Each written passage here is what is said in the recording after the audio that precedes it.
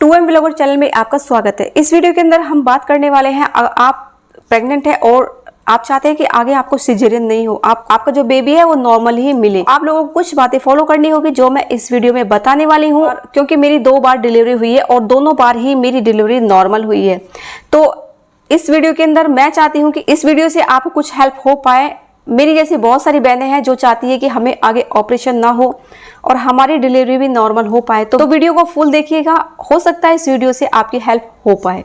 मेरी वीडियो को देखने वाली आप प्रेग्नेंट लेडीज है या फिर आप प्रेगनेंसी से पहले ही इन बातों को जानना चाहते हैं, तो आपको फर्स्ट में आपसे यही कहूंगी कि सबसे पहले आप अपनी थिंक को पॉजिटिव रखिए। जी हाँ फ्रेंड्स, आप अपनी थिंक को सबसे पहले पॉजिटिव रखिए। आपको आगे क्या चाहिए, बेटा या बेटी, आप उस बात को डिसाइड कीजिए और अपने माइंड में स्टार्टिंग से ही बैठा लीजिए कि हमें आगे आने वाला जो है, जो हमने चूज किया है वो ही हमें चाहिए।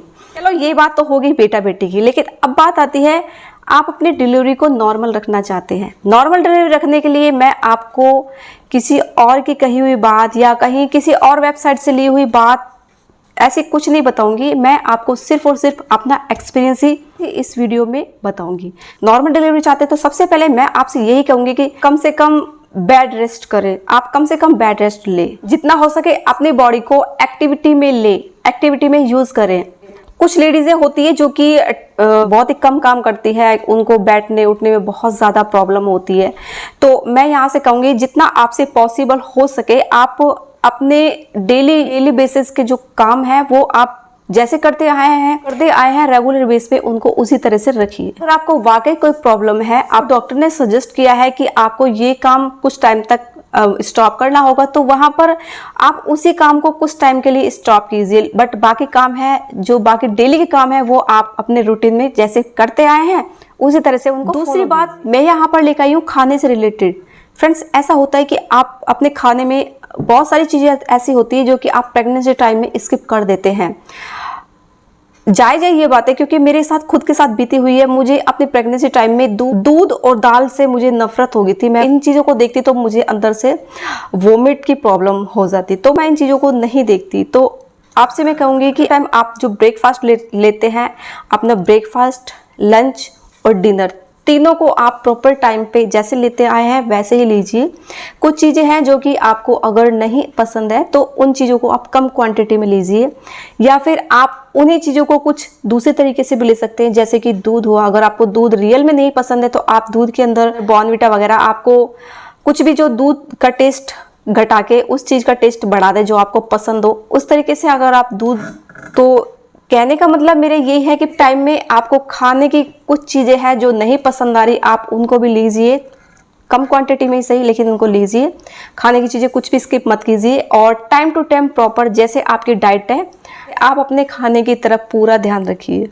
पर जो 4th नंबर की बात है वो बहुत ही ज़्यादा इंपॉर्टेंट होगी, उसको आप ज़रूर सुनिएगा। थर्ड बार टॉपिक पर बात करें तो मैं यहाँ पर कहूँगी, आप जब प्रेग्नेंट हैं तो उस समय आप अपने ईश्वर को जरूर याद कीजिए। उन सके तो आप स्वयं भगवत गीता, रामायण, इस तरह की धार्मिक बुक्स पढ़ी। तब ऐसी बुक्स पढ़ने से आपका जो बेबी है उस पर तो अच्छा असर आएगा ही, साथ में नेगेटिविटी जो चल रही है वो भी कम होगी और आपको अपने इंटरनली बहुत ही ज़्यादा स्ट्रॉन्ग फील होगा। जब आप अपने ईश्वर से कनेक्ट रहेंगे तो आपका जो कॉन्फिडेंस है, आपका जो लास्ट टाइम होगा डिलीवरी टाइम, उस टाइम में आपका कॉन्फिडेंस बहुत ही ज़्यादा आपको हेल्प करेगा।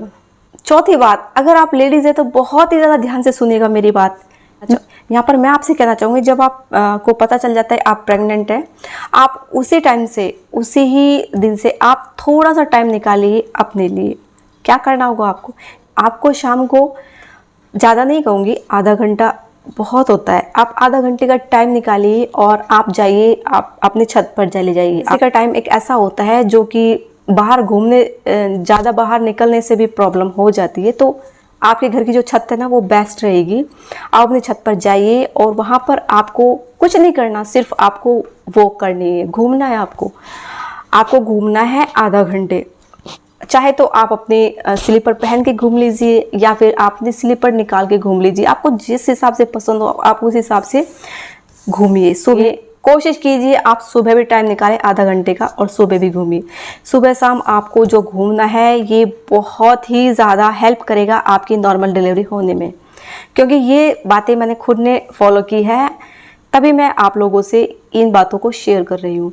चलो किसी टाइम स्किप हो जाता है तो उसको छोड़िए, शाम तो आपके पास होती है, शाम को घूमिए, शाम को स्किप हो गया तो सुबह, लेकिन आप इसे कंटिन्यू रखिए जब तक आपकी डिलीवरी नहीं होती, तब तक मैं गारंटी लेती हूँ आपकी जो डिलीवरी है वो नॉर्मल होने के बहुत ही ज़्यादा चांस बन जाएंगे।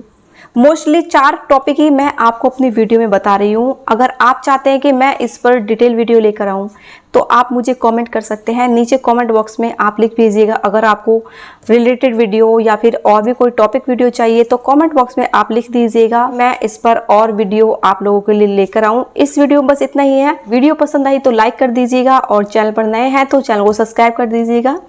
थैंक यू वीडियो देखने के लिए बहुत बहुत।